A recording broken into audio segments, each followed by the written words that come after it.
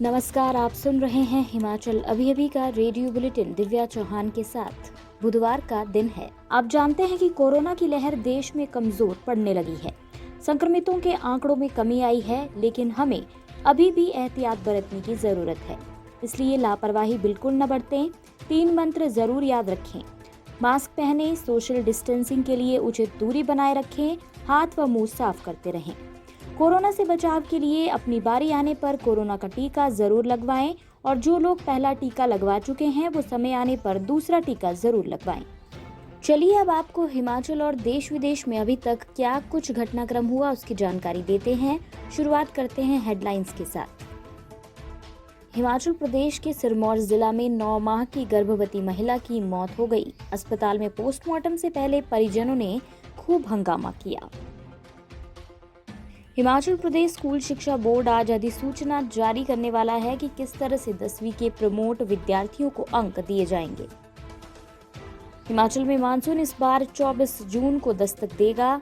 मौसम विभाग ने मानसून सीजन के दौरान सामान्य से अधिक बारिश की संभावना जताई है। कोरोना की तीसरी लहर की आशंका को देखते हुए हिमाचल सरकार प्रदेश में बीमार बच्चों का सर्वे कराने की तैयारी कर रही है। डॉक्टरों की टीमें लोगों के घर घर जाकर सर्वे करेगी। जिला ऊना में 58 वर्षीय महिला की जहरीला पदार्थ निगलने से मौत हो गई। बच्चा ना होने की वजह से महिला मानसिक रूप से काफी परेशान थी। 12वीं की परीक्षा रद्द करने के बाद सीबीएसई एक ऑब्जेक्टिव क्राइटेरिया तैयार करेगा कि अगर कोई विद्यार्थी आंतरिक मूल्यांकन के आधार पर तैयार किए गए परिणाम से संतुष्ट नहीं है तो उसे परीक्षा देने का एक अवसर भी दिया जाएगा।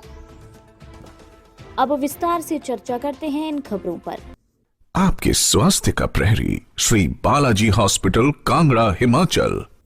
हिमाचल प्रदेश में सिरमौर जिला के पांवटा साहिब उपमंडल में 9 माह की 23 वर्षीय गर्भवती महिला की दर्दनाक मौत हो गई। बताया जा रहा है कि 108 एम्बुलेंस में जब महिला को सिविल अस्पताल पांवटा साहिब लाया जा रहा था तो रास्ते में ही उसने दम तोड़ दिया। मामला धौला कुआं की गुज्जर बस्ती से जुड़ा है। पहली बार मां बनने जा रही महिला की इसलिए मौत हो गई क्योंकि उसको समय पर अस्पताल नहीं पहुंचाया जा सका। इस दौरान गर्भवती महिला के मायके और ससुराल पक्ष के लोगों की पुलिस व अस्पताल प्रशासन के साथ तीखी नोकझोंक भी हुई, क्योंकि वो दोनों ही पक्ष गर्भवती महिला का पोस्टमार्टम नहीं करवाना चाहते थे। मामला बेहद संवेदनशील था, लिहाजा पुलिस ने मामला दर्ज कर पोस्टमार्टम करवाया है। मामले की जांच कर रहे अतिरिक्त थाना प्रभारी माजरा राजेश पाल ने बताया कि महिला गर्भवती थी और 108 में सिविल अस्पताल लाते समय उसकी रास्ते में मौत हो गई थी। हिमाचल प्रदेश स्कूल शिक्षा बोर्ड आज अधिसूचना जारी करने वाला है कि किस तरह से 10वीं के प्रमोट विद्यार्थियों को अंक दिए जाएंगे।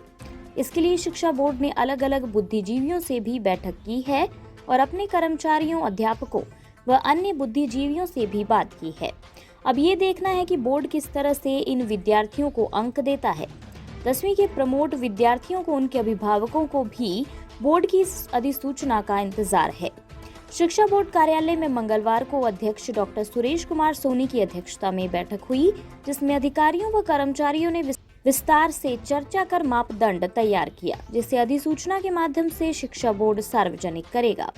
वहीं जमा 2 की परीक्षा को लेकर भी चर्चा की गई। बैठक में 10-2 की परीक्षाओं को लेकर रणनीति बनी। बैठक में +2 की परीक्षाओं को लेकर भी रणनीति बनी व कुछ बातें तय की गई हैं। हिमाचल प्रदेश में मानसून इस बार 24 जून को दस्तक देगा। मौसम विभाग ने मानसून सीजन के दौरान सामान्य से अधिक बारिश की संभावना जताई है। प्रदेश में अप्रैल में सामान्य से 11% और मई में 4% कम बारिश हुई है। प्रदेश के लिए राहत की बात यह है कि मानसून के दौरान कम बारिश नहीं होगी। बीते वर्ष मानसून के दौरान प्रदेश में करीब 30% कम बारिश हुई थी।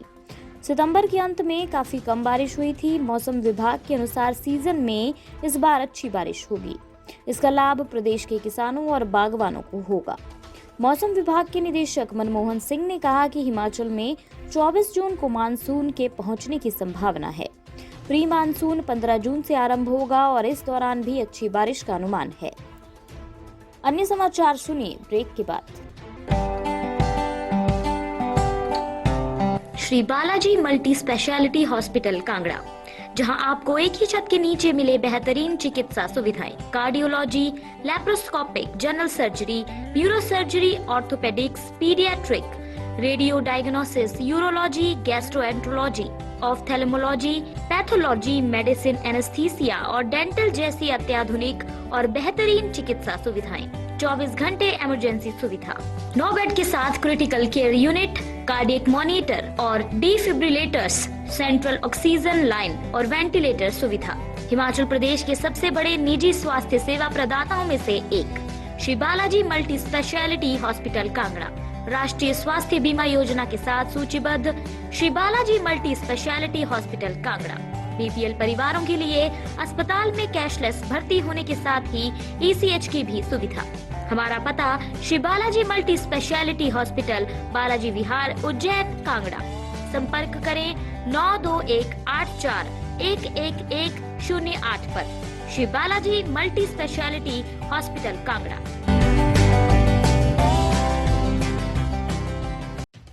हिमाचल सरकार कोरोना की तीसरी लहर की आशंका को देखते हुए प्रदेश में बीमार बच्चों का सर्वे कराने की तैयारी कर रही है। डॉक्टरों की टीमें लोगों के घर घर जाकर सर्वे करेगी। साधारण बीमारी का इलाज मौके पर किया जाएगा, जबकि गंभीर बीमारी से पीड़ित बच्चों को अस्पताल शिफ्ट किया जाएगा। स्वास्थ्य सचिव अमिताभ अवस्थी ने बताया कि सर्वे में बीमार बच्चों की पहचान की जाएगी। कोरोना की संभावित तीसरी लहर के चलते डॉक्टरों की टीमें लोगों के घर घर जाकर बीमार बच्चों का इलाज करेंगी। सभी सीएमओ को डॉक्टरों की टीमें तैयार करने के निर्देश दे दिए गए हैं। प्रदेश में कोरोना की दूसरी लहर कहर बनकर बरपी है। दूसरी लहर में 2000 से ज्यादा लोगों की मौत हुई है, जबकि हजारों लोग वायरस की चपेट में आ चुके हैं। इसको ध्यान में रखते हुए सरकार ने तीसरी संभावित लहर से निपटने की तैयारियां शुरू की हैं।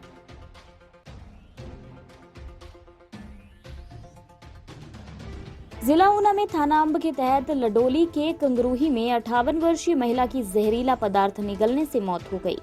महिला की पहचान ममता देवी निवासी कंगरूही के रूप में हुई है। बताया जा रहा है कि शादी के करीब 30 साल बीत जाने के बाद भी महिला की कोई संतान नहीं थी। घर में पति पत्नी अकेले ही रहते थे। इस वजह से वो मानसिक रूप से काफी परेशान रहती थी। मंगलवार रात ममता ने जहरीला पदार्थ निगल लिया। महिला की बिगड़ती तबीयत को देखते हुए पति अपनी पत्नी को सिविल अस्पताल अंब लेकर पहुंचा, जहां महिला को मृत घोषित कर दिया गया। डीएसपी अंब सृष्टि पांडे ने बताया कि पुलिस ने शव को कब्जे में लेकर पोस्टमार्टम के लिए भेज दिया है। पति के बयान दर्ज कर पुलिस आगामी जांच कर रही है। कोरोना की तीसरी लहर की आशंकाओं और खतरों के बीच सरकार ने सीबीएसई की 12वीं की परीक्षा रद्द कर दी है। सीबीएसई 12वीं बोर्ड परीक्षा रद्द होने के बाद अब अभिभावकों और विद्यार्थियों को परिणाम का इंतजार है। हालांकि सीबीएसई के अधिकारी ने ये स्पष्ट किया है कि अभी मूल्यांकन मानदंड तैयार करने में समय लग सकता है। सीबीएसई की आधिकारिक अधिसूचना के मुताबिक कक्षा 10वीं बोर्ड की तरह कक्षा 12वीं के लिए भी ऑब्जेक्टिव क्राइटेरिया तैयार किया जाएगा। अगर कोई विद्यार्थी आंतरिक मूल्यांकन के आधार पर तैयार किए गए परिणाम से संतुष्ट नहीं है, तो उसे परीक्षा देने का एक अवसर भी दिया जाएगा। स्थिति अनुकूल होने पर सीबीएसई द्वारा सभी विद्यार्थियों को परीक्षा देने का विकल्प दिया जाएगा। रिजल्ट तैयार करने के लिए इंटरनल परीक्षा को भी आधार बनाया जा सकता है। अभी तक छात्रों के जो 11वीं और 12वीं के 2 इंटरनल एग्जाम हुए हैं, उसके असेसमेंट के आधार पर नतीजे आएंगे। इसी के साथ ये रेडियो बुलेटिन यहीं समाप्त होता है। धन्यवाद।